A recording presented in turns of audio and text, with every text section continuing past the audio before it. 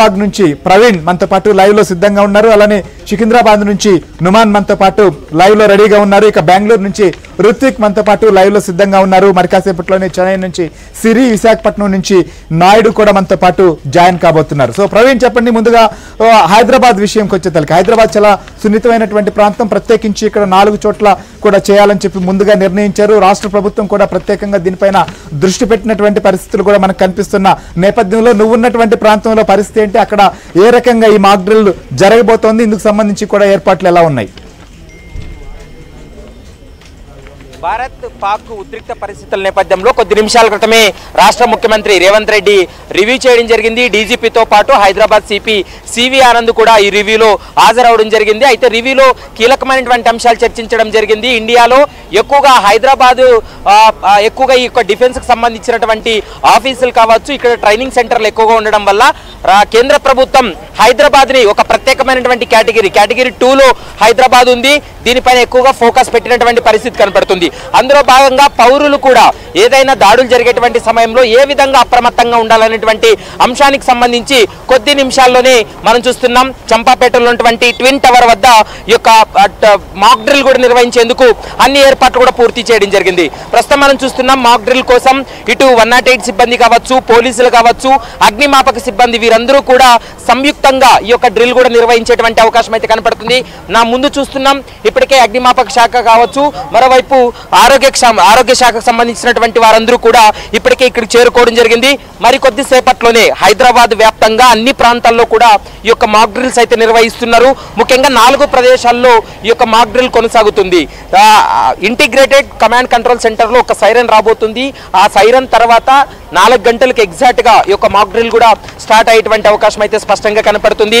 ఇప్పటికే పోలీసులను కావచ్చు, మరోవైపు ఏదైనా దాడులు జరిగినటువంటి సమయంలో కానీ వైమానిక దాడుల సమయంలో కూడా పబ్లిక్ ఏ విధంగా అప్రమత్తంగా ఉండాలి, ఆ దాడుల నుంచి ఎలా తప్పించుకోవాలి, తమకు తాము ఎలా రక్షించుకోవాలనేటువంటి అంశానికి సంబంధించి కూడా పోలీసులు మరికొద్ది సేపట్లో అవగాహన కల్పించేటువంటి అవకాశం అయితే కనపడుతుంది. ఇప్పటికే దేశవ్యాప్తంగా ఈ యొక్క సివిల్ మాక్ డ్రిల్ అనేది కొనసాగుతుంది. ప్రస్తుతం మనం చూస్తున్నాం ఎన్సీసీ క్యాండిడేట్స్ కూడా ప్రస్తుతం అయితే మాత్రం పోలీసులు అవేర్నెస్ చేస్తున్నటువంటి పరిస్థితి కనపడుతుంది.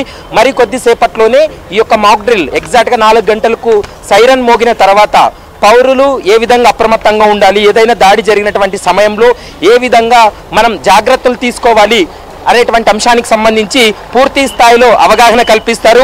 ముఖ్యంగా ఎవరైనా గాయాల పాలైనా, దాడుల సమయంలో ఎవరైనా వాళ్ళు ఇబ్బందులు పడినటువంటి సమయంలో వాళ్ళని ఏ విధంగా రెస్క్యూ చేస్తారనేటువంటి అంశానికి సంబంధించి కూడా ప్రస్తుతం అయితే మాత్రం ఈ యొక్క డ్రిల్ కూడా ఉద్దేశం ఎవరిని కూడా ప్యానిక్ చేయాలనేటువంటి ఉద్దేశం కాదు, కేవలం పబ్లిక్ ని అవేర్నెస్ చేయాలనేటువంటి దాంతో ఈ యొక్క మాక్ డ్రిల్ నిర్వహిస్తున్నట్లు ఇప్పటికే హైదరాబాద్ సిపి సివి ఆనంద్ కూడా స్పష్టం చేసినటువంటి పరిస్థితి కనపడుతుంది. ప్రస్తుతం మనం చూస్తున్నాం మరికొద్దిసేపట్లోని కమాండ్ కంట్రోల్ సెంటర్ నుంచి ఒక సైరన్ వచ్చిన తర్వాత అన్ని ప్రాంతాల్లో అంటే ముఖ్యంగా 4 ప్రదేశాల్లో జిహెచ్ఎంసీ పరిధిలో ఈ యొక్క మాక్ డ్రిల్ కూడా నిర్వహిస్తున్నారు.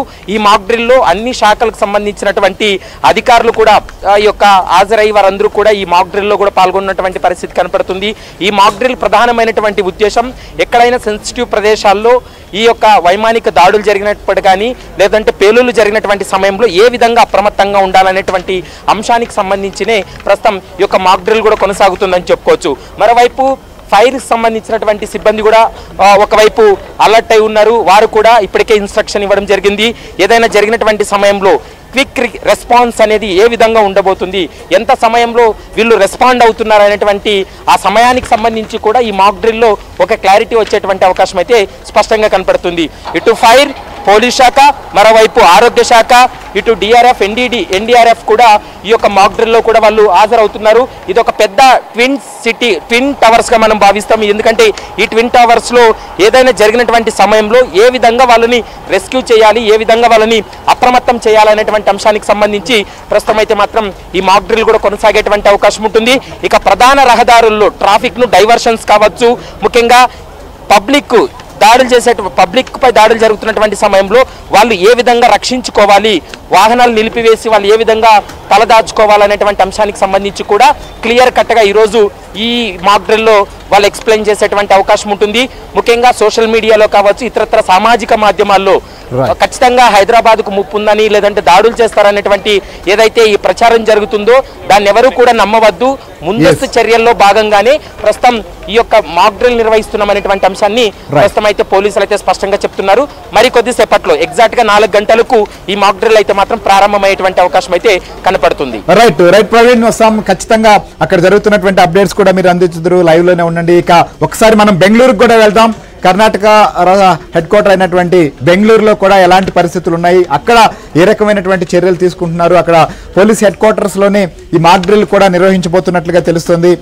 సో ఋత్విక్ కూడా మనతో పాటు లైవ్ లో సిద్ధంగా ఉన్నారు. ఋత్విక్, చెప్పండి, బెంగళూరులో ఏంటి, ఏ రకంగా కర్ణాటక వ్యాప్తంగా ఎక్కడెక్కడ నిర్వహిస్తున్నారు, బెంగళూరులో ప్రత్యేకించి కూడా మాక్ డ్రిల్ నిర్వహించేటువంటి ప్రాంతాలు ఏంటి, అక్కడ ఏ